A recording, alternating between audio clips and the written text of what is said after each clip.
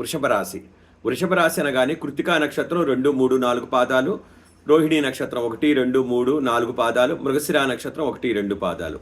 ఈ ఊ ఏ అనే అక్షరాలు, ఓ వా వి వు అనే అక్షరాలు, వే ఓ అనే అక్షరాలు కూడా వృషభ రాశి కింద వస్తాయండి, నామాక్షరాలు. మరి ఆదాయం 11, వ్యయం 5 మాత్రమే. అంటే ఖర్చు తక్కువ ఉంది, ఆదాయం ఎక్కువ ఉంది.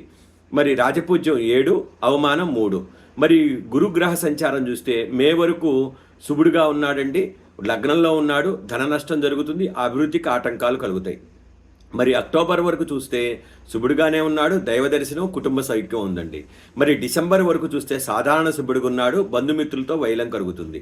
మరి మార్చి వరకు చూస్తే గురుగ్రహ సంచారం శుభుడుగున్నాడు, శుభవార్తలు వింటారు, అభివృద్ధి కార్యక్రమాలు చేపడతారు.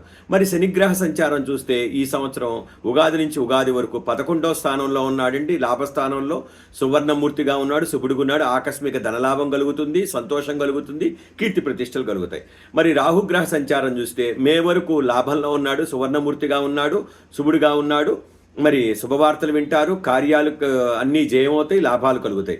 మరి మే నుండి ఉగాది వరకు కుంభంలో వృత్తి స్థానంలో ఉన్నాడు, సంతృప్తి కలుగుతుంది, అభివృద్ధి కలుగుతుంది, విందు వినోదాలు కలుగుతాయి. అలానే కేతుగ్రహ సంచారం మే వరకు చూస్తే గనక 5వ స్థానంలో ఉన్నాడండి, పిల్లల విషయంలో చాలా జాగ్రత్తగా ఉండాలి. అంతేకాకుండా మరి మే నుంచి ఉగాది వరకు 4వ స్థానంలో ఉన్నాడండి, అనుకున్న పనులు ఖచ్చితంగా వాయిదా పడతాయి. కొద్దిగా కుటుంబ సభ్యులతో చాలా జాగ్రత్తగా ఉండాలి. ఏ విధంగా చూసినా సరే గనక వీరు గురుగ్రహ శాంతి మరియు ఎక్కువగా కేతుగ్రహ శాంతి చేసుకోవాలి. సంకటనాశన గణేశ స్తోత్రం పారాయణం చేసుకోవాలి, దక్షిణామూర్తి స్తోత్రాలు, దత్తాత్రేయ స్తోత్రాలు చేసుకోవాలి. ఈ చేసుకోవటం వల్ల సంకటహర చతుర్థి వ్రతం చేసుకోవటం, మరి గరికతో పూజ చేయించుకోవటం, ఉండాలతో పూజ చేయించుకోవడం, గణపతి గోడ చేస్తే చాలా బాగుంటుంది. స్వస్తి.